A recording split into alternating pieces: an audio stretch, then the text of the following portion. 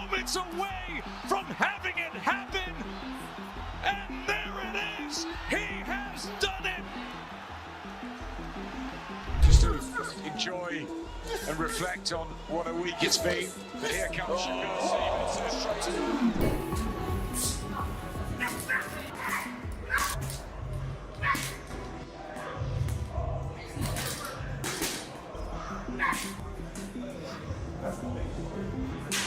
Two elite fighters, both in their primes, collide in a thrilling crossover that delivers high-stakes action and reminds everyone why boxing remains truly exciting. Do it amidst reported chaos. Look at this finish from Teofimo. Teofimo Lopez secured a decisive victory over Josh Taylor to claim the WBO super lightweight title, adding another major world championship to his growing record. Champion of the world, the tape. We just beat the #1 ranked guy, #1 champion, lineal world champion, Josh Taylor, former undisputed world champion. Shakur Stevenson secured a hard-fought victory over William Zepeda, capturing the world title and further solidifying his reputation as a dominant, disciplined champion at the highest level of the sport.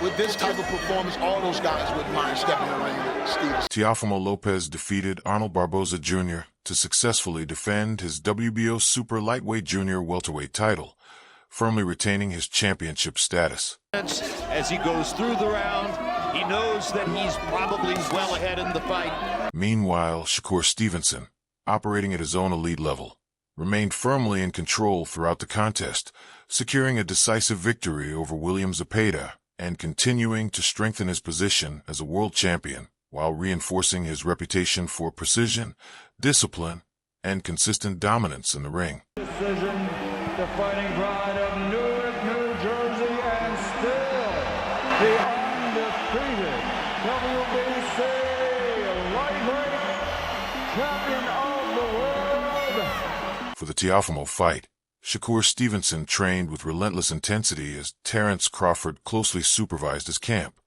overseeing every detail, refining techniques, sharpening skills, and pushing Stevenson toward peak performance, a clear reflection of his dedication, focus, and truly elite-level preparation for the biggest moments.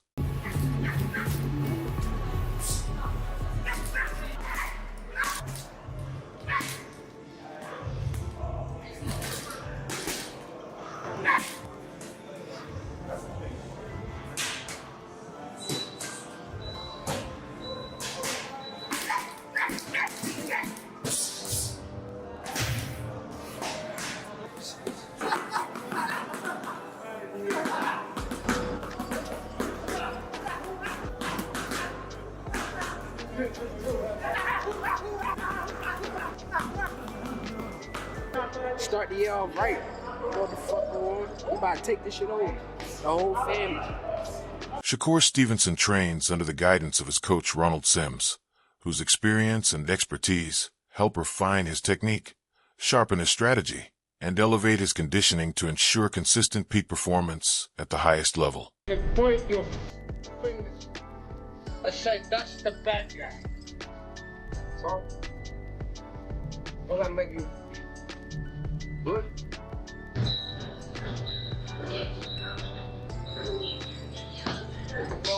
Yeah, King Red. We need to be pushed today. Bring the smoke, baby.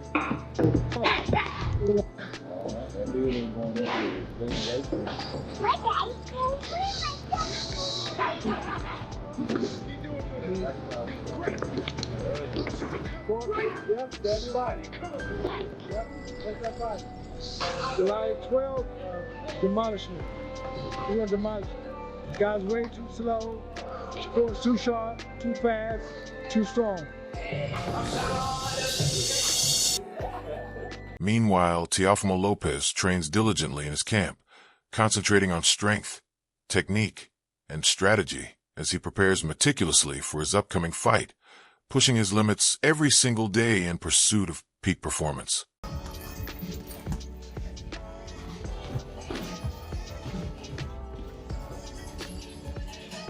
Way more motivated this time, you know what I'm saying? He's got a lot to prove. You know, he's got to defend his Ring Magazine title. You know, he's the best in the division right now, holding the Ring Magazine by beating Josh Taylor. So, you know, we got to go in there and, you know, keep that belt, keep that Ring Magazine.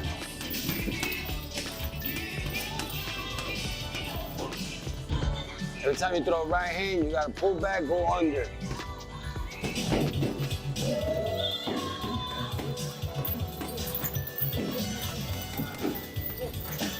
It's about motion. Shakur Stevenson and Teofimo Lopez represent the highly anticipated matchup boxing fans have been craving. Stevenson fully recognizes the skill, power, and challenges Lopez brings, and, aware of the elite level he faces, he embraces the test, understanding the high stakes and intensity this clash demands from both champions. Stevenson trains tirelessly in his camp, sharpening every aspect of his boxing: speed, defense, footwork, and power, preparing meticulously to enter the ring fully ready to dominate one of the sport's most formidable challengers. Boozy Ennis has delivered a strong and clear warning to Teofimo Lopez, emphasizing just how dangerous Shakur Stevenson truly is. I think Teo the truth, bro. I think that me and him came up together. He been the truth. He been winning tournaments after tournaments with me, alongside of me. So I know what I'm dealing with, bro. I know what type of fighter this is. I know I gotta up my level that night because of who I'm in front of. Yeah, for sure. For sure. I mean, how do you see it, right? Because I hear people saying different things, right? Like media pundits and fans. I brought this up to your grandfather on live the other day. Some people say Teo's more athletic than you. Do you agree with that? I don't know. It's hard to say who's more athletic. How you gonna say, okay, let's say they say he more athletic than me. If he more athletic than me, if we go outside and do any sport, any other sport besides boxing, can he beat me in it? What you mean, like basketball or race, or running a race? Any sport, bro. Is he more athletic than me? Because, like, how you gonna be more athletic than me? You can't do nothing better than me at any sport. Yeah. I mean, that makes sense. I don't know. I wonder. I don't know. I mean, he's an athletic guy. I don't know. I'm from the trenches, bro. I come from the hood, bro. He comes from where, bro? He say Brooklyn, but I don't. He be saying he's from Brooklyn, though. I don't know where he's from. From Florida. Florida? He's probably born in Brooklyn. Yeah. He's from Florida. But I'm just saying, like, where I come from is like the hood. I go outside and play basketball every day. I go outside and play football every day. Yeah. Of my life. Yeah. So for him to be like more athletic, okay, cool. That's what y'all call it, bro. Man. I don't know. We'll see you on fight night. How do you envision it? I mean, I'm sure you played it out in your mind a bunch of times already. Me just making a great fighter look average. That's how I see it. Are you gonna fight like the Zepeda way? Because that was the first time we see you fight like that. I can't tell you how I'm gonna fight. I fight different styles for different people. Yeah. So I may fight this way for this guy. I may fight the other way for another guy.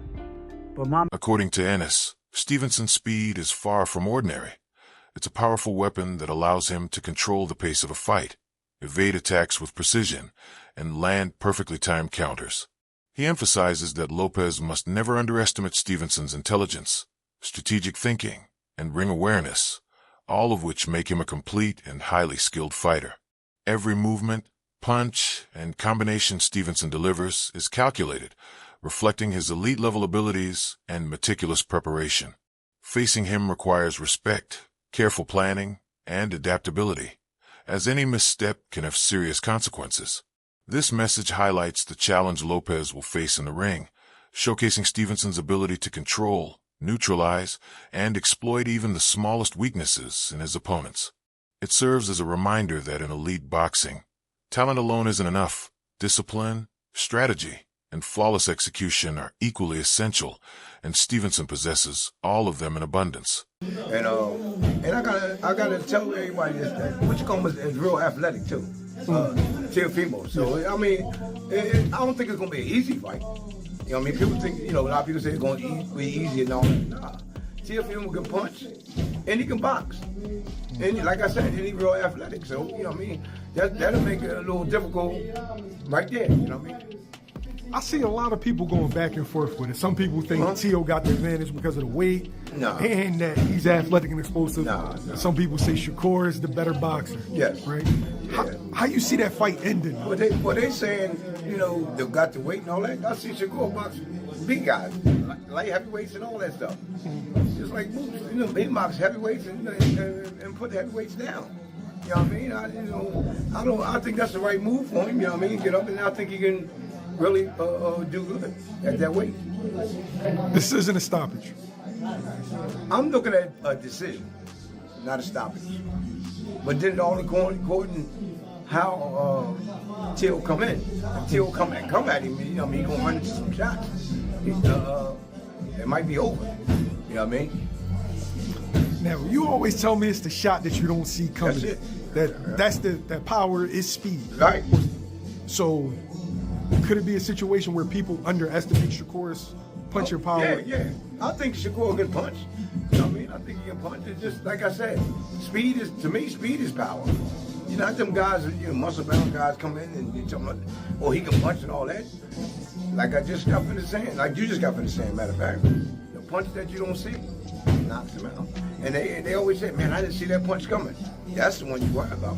I mean, then you got to look at this. Shakur, he got speed. Man, he knows what he's doing.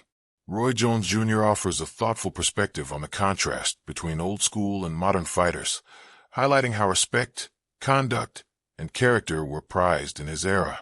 For Jones, boxing was never just about skill, athleticism, or winning. It was a deeper test of manhood, discipline, and personal honor. Fighters were expected to carry themselves with dignity, showing respect to opponents, trainers, and the sport, while projecting confidence and proving their abilities and strength were unquestionable. Jones explains that old-school fighters combined discipline, strategy, and skill with a sense of responsibility, making their reputation as important as their in-ring performance. They understood that true championship required both respect for others and assertiveness in defending oneself. In contrast, modern boxing often prioritizes hype, showmanship, and media attention, sometimes at the expense of these core values. Jones emphasizes that despite changes in the sport, principles like honor, accountability, and standing firm in one's beliefs remain essential, and a fighter's legacy is ultimately measured not just by victories, but by character, respect, and integrity both inside and outside the ring. And outlandish things, but I've noticed over the last couple years, he's making less and less sense when he speaks. Like, the types of things that he's saying at the press conference are just unnecessary. The things that he's saying and the way he's saying it, I don't know if it's nervous energy. I don't know if he's just trying to get a rise out of these cameras and people online so they can talk about him. I really don't know what it is, but I don't understand why guys do things like that. What does that have to do with the fight?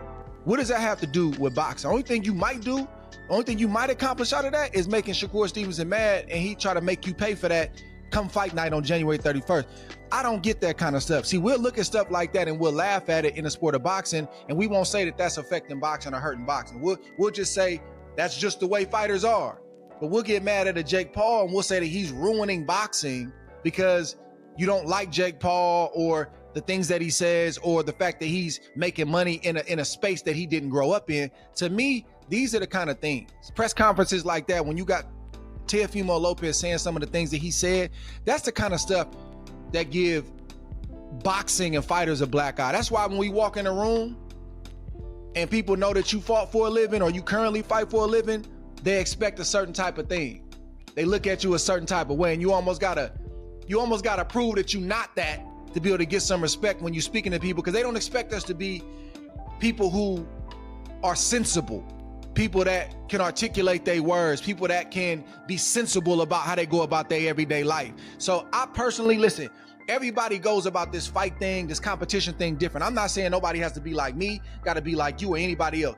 Be yourself, but that kind of stuff, to me, I don't really see a place for it in the sport of boxing. It don't make sense. It got everybody scratching their head, and your opponent who came there to talk to you about this fight, he wants to hear what you got to say about what you gonna do to him and vice versa. But you got an opponent in Shakur Stevenson who's confused now. He literally was looking around like the look that Shakur Stevenson had on his face was, I did not come here for this. And I think he even said, I really don't know what to say about it. That Yeah, don't he make did. for a good press conference to me. Yeah, I know. But see, this is what I try to tell you about. I know y'all don't hear me a lot of time when I say it. There's old school and there's new school. Old school has something like that been said, they would not have allowed us to be able to come face to face. Because you don't say it to me and think I ain't gonna try to tear your head off as soon as I get close to you. Wait, You so you're understand not gonna where wait I'm till from? fight night. You're gonna Do you get understand? it Do you in understand where I'm that coming from? day. Because some things are too. Because sometimes you go a little bit beyond respect. That's disrespectful. If you disrespect me on any level, we fighting then. Now I'm gonna try to hold it together but if you disrespect me, which is what he just did, I'm not gonna ask him about what he's talking about. When I get close enough, I'm finna show him what I ain't talking about. You understand where I'm coming from? So there's a difference. That's why I say you gotta know the difference from the old school and the new school. Had he said that in my day, Chris Algieri stresses the vital importance of matchups, where elite fighters willingly face each other, even when the risks are exceptionally high. For him, boxing is far more than avoiding danger, protecting a record, or chasing easy victories. It's about testing limits, pushing boundaries, and proving true skill under pressure. Facing top-level opponents forces a boxer to grow in every aspect of their craft, from technical ability and strategy to mental toughness, patience, and physical conditioning. These high-stakes contests reveal a fighter's real capabilities, separating the good from the truly exceptional. Avoiding challenges may preserve an unblemished record temporarily, but it does little to establish legitimacy, respect, or a lasting legacy. True champions are defined by courage, resilience, and the willingness to confront the best, learning valuable lessons from every fight, win or lose. For Algieri, the heart of boxing lies in these matchups, where determination, skill, and strategy are tested against elite competition, creating defining moments that shape careers and elevate the sport. To still be at the top of the game, why not? So this is a really important fight, I think, for the health of the sport. You have gone on record several times saying it's not going to be the best fight or, burning, raging fight, whatever. I think it's going to be an awesome fight because of the level. And it's one of those fights you're just like on the edge of your seat because it's so tight. Are they going to throw a million punches? Absolutely not. Absolutely not. But I think the level is going to be so high, it's going to overshadow that they're not that busy. Yeah, I agree with that. I don't think it's going to be. I mean, you don't have to. You follow the sport, you know it's not going to be like some type of shootout. But it's very important. I did say that numerous times. This is a very important. Shane Mosley emphasizes that the outcome of any high-profile fight ultimately hinges on the styles each fighter brings into the ring on fight night. Factors like power, speed, patience, and adaptability matter far more than pre-fight hype or media predictions. A fighter's ability to read their opponent, adjust tactics mid-fight, and capitalize on openings often decides the result more than reputation or popularity. Mosley's perspective reminds fans and fighters that boxing isn't about who has the louder voice or the bigger record. It's a technical, strategic sport where split-second decisions can change the course of a bout. Preparation, discipline, and mental resilience are as crucial as physical skills, and underestimating an opponent or overestimating hype can be costly.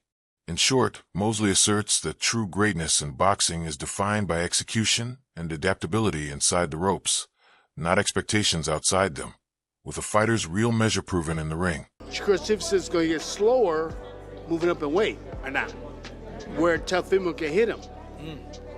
Maybe he was really fast at 130, 26-30, maybe 35, but 40, you put on a little bit more weight. Shakur Stevenson has a very strong style where he can sit back and pot shot you and box and stuff like that, where Teofimo can also box and is very athletic and can get from side to side and make things difficult for you as well. So what style is going to impose on the other is what we want to see. So which style will impose? Is it something where like the first rounds really will dictate, or? I think you're going to need a couple of rounds, but the first round is going to be very interesting. Maybe you see some tails, but I think maybe 2 or 3 you're going to start seeing one leave the other.